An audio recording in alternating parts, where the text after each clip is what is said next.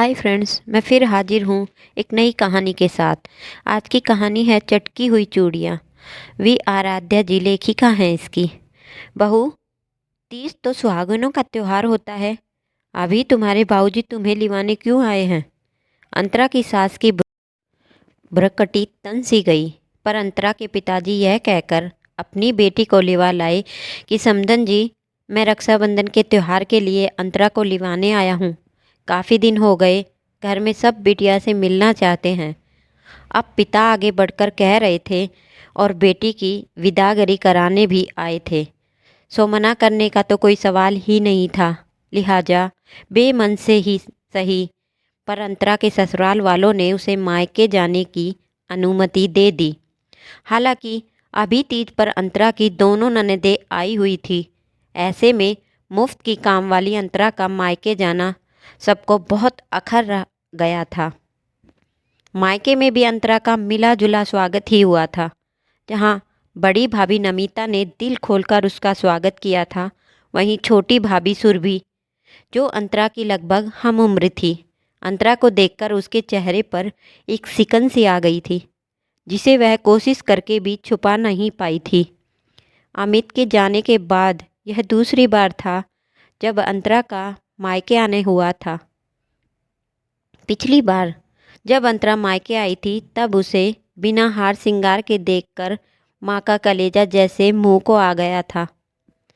अंतरा को कितना शौक था सजने संवरने का, पर इस वैधव्य ने जैसे उसके चेहरे की मुस्कान ही छीन ली थी। 2 दिन तो सब उदास से थे। अंतरा से भी थोड़ी कटी कटी रही थी उसकी छोटी भाभी। ती जाने वाली थी, सो अंतरा की दोनों भाभियाँ रच बस कर साज श्रृंगार करने वाली थी। पर वैधव्य की चादर लपेटे अंतरा के आ जाने से दोनों की खुशियाँ जैसे छिप सी गई थी। अंतरा को बुरा ना लगे इसीलिए दोनों मेहंदी लगवाने से लेकर चूड़ी वगैरह खरीदने पहनने का कार्यक्रम गुप्त सा रख रही थी। छुप छुपा कर ही हो रहा था सब।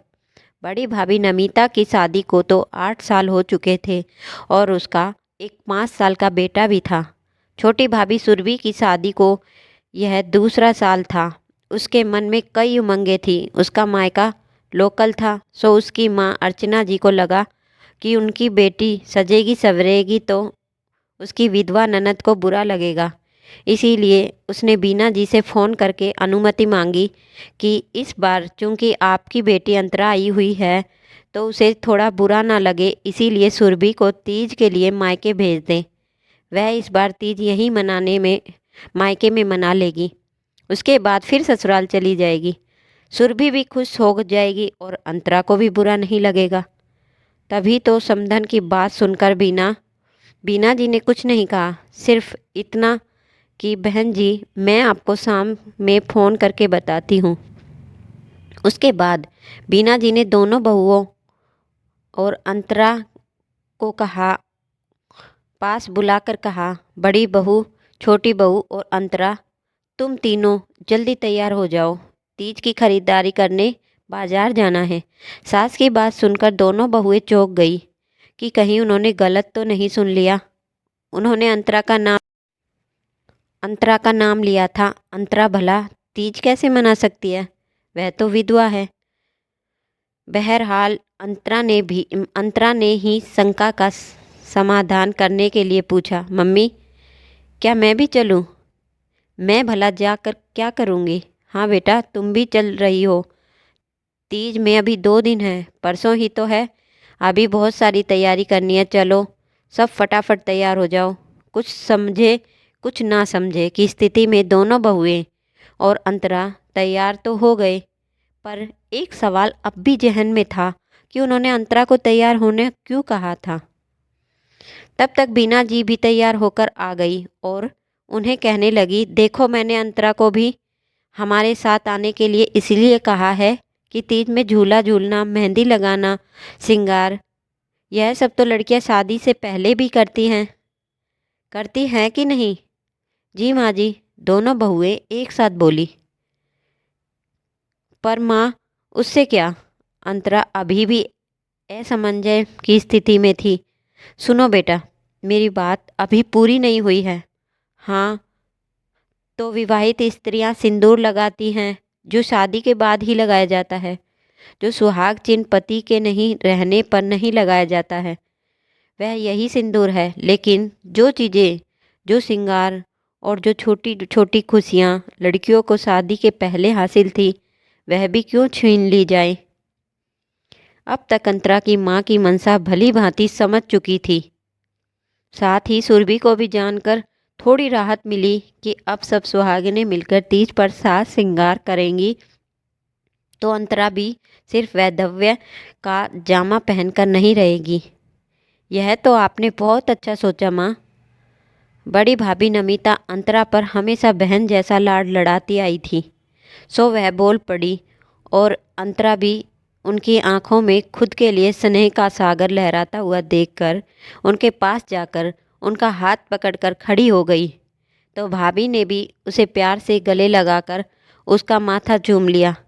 मुझे याद है हमारी अंतरा शादी के पहले कितनी खुशी से तीज मनाती थी, झूले पर झूलती थी, मेहंदी लगाती थी। वह सब तो वह अब भी कर सकती है। यह बहुत अच्छा रहेगा। अब तक अंतरा भाभी के स्नेह से अभिभूत हो गई थी, सो किलक कर बोली, भाभी चूड़ियाँ तो मैं भी पहन सकती हूँ, मुझे बहुत पसंद है चूड़ियाँ। अब नमिता, सुरभि और अंतरा तीनों में बाजार जाने का चाव बढ़ गया था। तीनों समझ चुकी थी कि बीना जी बाजार क्यों ले जा रही हैं। एक तरफ जहाँ नमिता और सुरभि अपनी सास बीना जी की सोच की तारीफ कर रही थी, वहीं दूसरी ओर अंतरा अपनी माँ के प्रेम और बिल्कुल खुले विचारों से अभिभूत हुई जा रही थी। वैसे अभी उसके पति को मरे हुए 1.5 ही साल हुए थे और इस बीच में अंतरा 100 बार मर चुकी थी। अमित के जाने के बाद ससुराल वालों को अब अंतरा बहुत खटकने लगी थी। यह तो अच्छा हुआ कि अंतरा के बाबूजी इस बार तीज पर उसे अपने पास ले आए थे, क्योंकि तीज के बाद ही रक्षाबंधन का त्यौहार था और रक्षाबंधन के नाम पर अंतरा मायके आई हुई थी। और यहाँ आकर जो उसने देखा तो वह समझ गई कि बाबूजी उसे रक्षाबंधन से इतने दिन पहले क्यों ले आए थे। दरअसल मीना जी और अविनाश जी ने पहले ही सोच रखा था कि इस बार अंतरा के जीवन में कुछ खुशियों के रंग भरने हैं।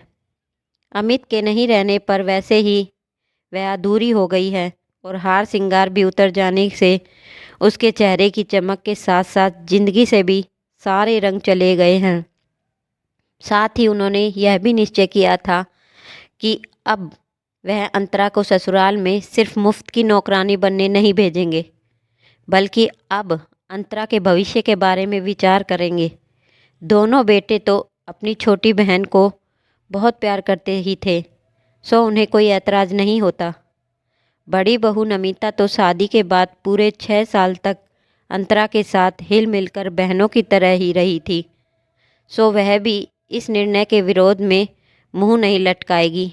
उन्हें यकीन था, हाँ, छोटी बहू सुरभि जरूर थोड़ी सी तुनक मिजाज थी, पर अंतरा का स्वभाव इतना अच्छा था कि कुछ दिनों में उसके साथ भी अच्छा तारतम्य बैठ गया। इसीलिए बीना जी बड़ी ही समझदारी से एक एक कदम बढ़ा रही थी।